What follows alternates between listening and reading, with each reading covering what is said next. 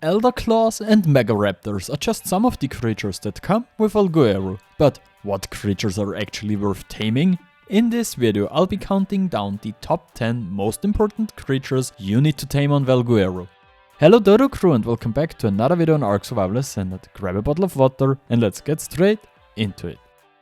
Since its release, I've spent days on Valguero, exploring everything there is to find on this map. So I think I've got a pretty decent understanding on what creatures are actually worth taming. I also consider paid DLC creatures, as they're simply part of the game and therefore will be used in PvP regardless of whether you purchase them or not. In 10th place I have the Ice Wyvern. There are many reasons why I have the Wyvern in this list. The first reason is that it can be tamed super easily with a few tricks, even in the early game, and once tamed, it follows you through the entire wipe. The second reason is that while they're not as fast as griffins or other creatures, they have always been able to be bred, which makes them a bit more robust and more versatile than other creatures. All in all, taming a Wyvern is a piece of cake when it comes to starting on Valguero. Get a horse, take out a PT, fly into the trench and grab some eggs and you're ready to go.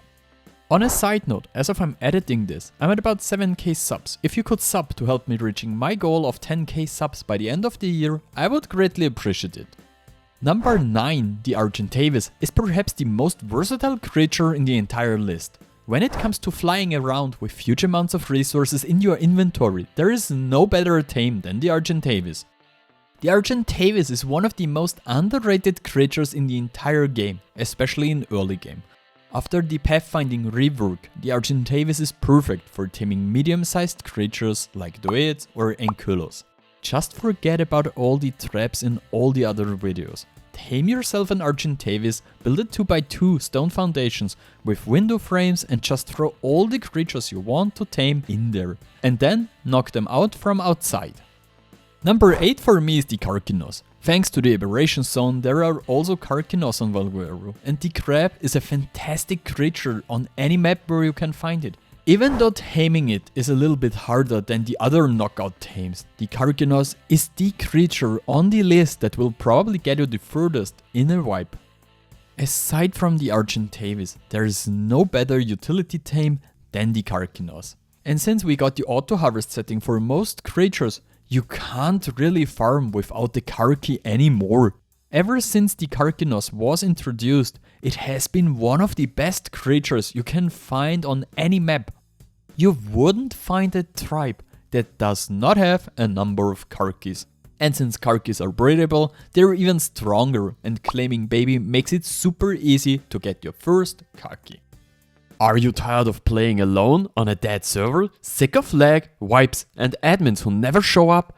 Then it's time to join TBS, one of the biggest no-wipe servers, on which I'm actually playing and I'm making a video on. On top of that, on their PvP and PvE servers, they have all maps available cross-platform, custom caves that are truly outstanding, auto-lootable raid bases and even full 48-hour offline raid protection during the week. Not only that, but on weekends, it switches to a 3x orb, which offers the possibility for offline raids, more action, and so much more. A maximum of 4 players per tribe is allowed, and there are cash prizes for the best tribes. Your starter kits and a bunch of other things are designed to help new players get started on these servers. And if you don't feel like defending your base at 3 AM in the morning, there are a bunch of other things that make it possible for players with jobs or normal lives to play. On top of that, if PvP isn't your thing, why not join one of their PvE servers? Stop wasting time on empty servers, come and play with a real community on TBS. Links are in the description. I'll see you on the cluster. My number 7 is the Drakeling. Dragonhorde keys are obtained when a Drakeling transfers its stored experience points to another creature and are one of the best ways to get overpowered loot on most maps. It has 4 different forms and each form can be found in a different location. Winter Drakelings usually hang around the north of the map. Spring Drakelings can be found around the bottom right corner, Summer Drakelings appear on the center of the map and Autumn Drakelings are on the south. Even if Wildcard already lowered the quality of the loot obtained by Drakelings, you can still get overpowered stuff like capped flak and tech armor. In 6th place there is a tie between the Giga and the Carcha. Both of them are very widespread creatures and used by a lot of ARK players. They mainly spawn in the north of the map and you will find at least 2 or maybe even 3 of them at the same time. These 2 are in my list because they are the 2 best creatures when it comes to doing an insane amount of damage. Even though Pocket Gigas have been nerfed and you can't take them with you to bosses, they are still a threat when it comes to raids and dealing damage.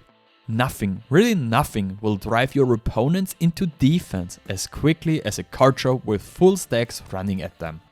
If you are looking for a capped Giga or Carcha saddles, check out the linked video and I will show you how to easily farm an insane amount of blueprints on Valguero.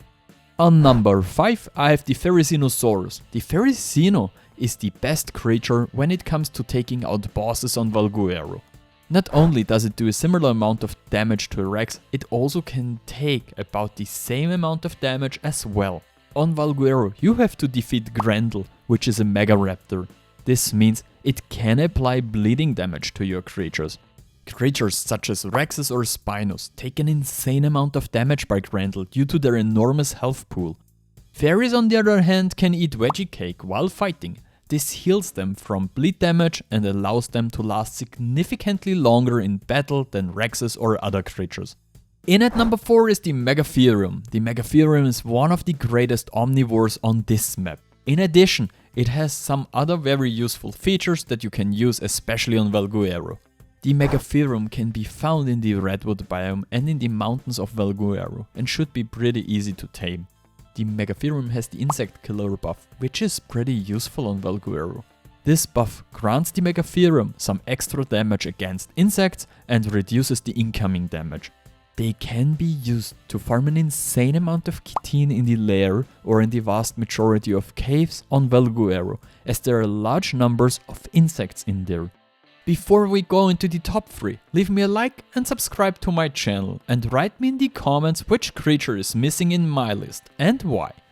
On 3rd place I got the Echoes, and the horse is ranked higher than the Wyvern because it is the single best creature to start on Valguero. With a few carrots, which you can easily find in the farm in the center of the map, you can get a horse in the first 5 minutes of the game, with which you can directly knock out all the creatures around you. This means that if you're clever, you can get everything you need to steal Wyvern eggs in the first 30 minutes of the game with the help of a horse. In addition, they spawn almost everywhere in Valguero, and if you craft them as saddle, you can also use them as an early game mortar. At number 2, we got the Elderclaw. This creature simply has to be in this list. Overall, taming it is very easy, but it takes a few tricks to get it to a very high level. After you find an Elderclaw, simply kill it and take its seeds from its inventory. Now, you need to build a greenhouse, consisting of at least 2x4 foundations to get the full greenhouse bonus. The seed needs a large crop plot that must be watered and filled with fertilizer for the seed to grow.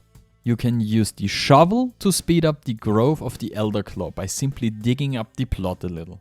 During growth, it wants to eat things like leech blood, biotoxin, giant bee honey, ammonite balls, sap or black pearls to increase its taming effectiveness. You must feed this into the crop plot every few minutes, otherwise the taming effectiveness will decrease and you will not reach the full level. You should have the resources on hand, as the time you have to feed it is very short and therefore too short to quickly go and get the resources on the fly. After that, you can harvest the seed and you will get a baby Elderclaw.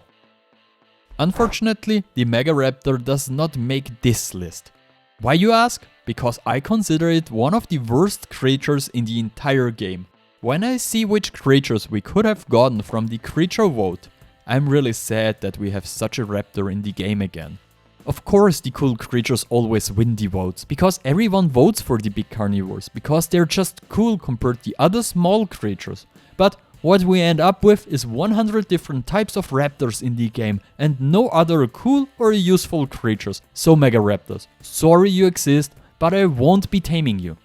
And in first place I got the Deinonychus. The Deinonychus is super fast. You can find it everywhere in the bottom right corner of the map, and since the Deinonychus bleed nerf, they are the best boss killer in the entire game. Running with 3 or more Deinonychus enables a group buff that buffs your pack. This increases damage, stamina and health. It scales well and can be very strong in boss fights and raids. When riding a Deinonychus, you can latch onto walls and glide through areas similar to Rock Drake. It cannot fully steer mid-air, but it remains very mobile by chaining wall ledges. The pounce, which is super powerful for shredding other creatures, can be used by targeting an enemy and right click to pounce and clinch. While attached, the Deinonychus repeatedly tears into the target, dealing damage over time. I hope you liked this video, and I'm thrilled to read if this video has helped you. Hit the like button, leave a comment below for the algorithm and consider subbing to the channel. Alright, Frodo!